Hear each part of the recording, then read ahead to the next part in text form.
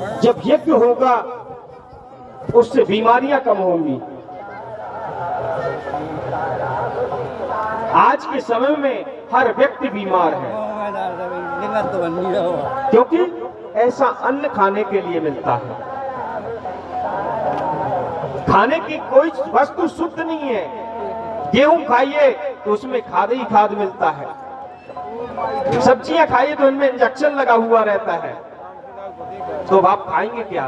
कहते हैं फल खाएं तो फल में भी दवा डाली रहती है। कोई भी फल लेकर के आइए, आप अंगूर ले आइए तो वो सफेद ऊपर से सफेद सफेद से दिखते हैं, उनमें पाउडर डला रहता है। ऐसा कोई चीज नहीं है जिसमें केमिकल ना डला हो, जिसमें दवा ना डाली हो। अब आप जिसको भी खाएंगे उससे स्वस्थ होने वाले नहीं है और बीमार होने वाले हैं।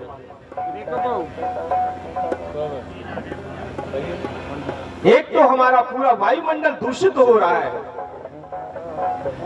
हमारे पुराणों में लिखा है कि पृथ्वी से 34,000 किलोमीटर की ऊंचाई पे ओजोन परत में एक छिद्र होगा और वह छिद्र है जिससे वह सूर्य की किरणें निकल करके आती हैं, क्योंकि ओजोन परत से छन करके जो किरणें आती हैं वो बहुत शुद्ध होती हैं और जो डायरेक्ट उस छिद्र के माध्यम से इस वायुमंडल में किरणें आती हैं वही कैंसर की बीमारियां पैदा करती हैं। और उस ओजोन परत को 1996 में एक रिसर्च हुआ था, जब यज्ञ किए गए बहुत सारे तो उससे देखा गया कि इस छिद्र को 40% तक कम कर दिया गया है। उन वैज्ञानिकों ने कहा अगर ओजोन परत को सही करना है तो हमें यज्ञ करना होगा। हमारे पुराण तो कहते ही है,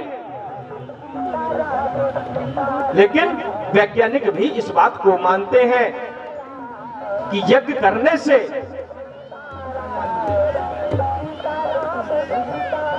इस ओजोन परत को बंद किया जा सकता है। इसलिए यज्ञ में सभी को बढ़ चढ़ करके भाग लेना चाहिए और परमात्मा के से प्रार्थना करनी चाहिए, क्योंकि जब आप हवन करेंगे और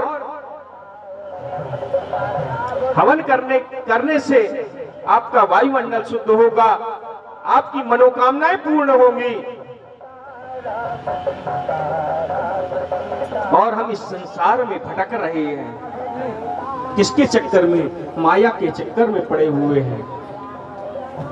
कहते हैं ये मेरा है वो मेरा है। किसी का कुछ है? इस दुनिया में कोई कुछ लेकर के आया है? ना कोई कुछ लेकर के आया है, ना कुछ लेकर के जाएगा।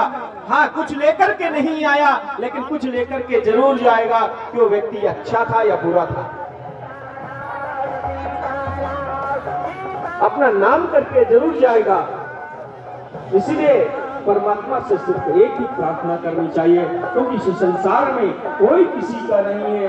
न तातो न माता न बंधु न दाता न पुत्रो न पुत्री न भृत्यो न भर्ता न तातो न माता।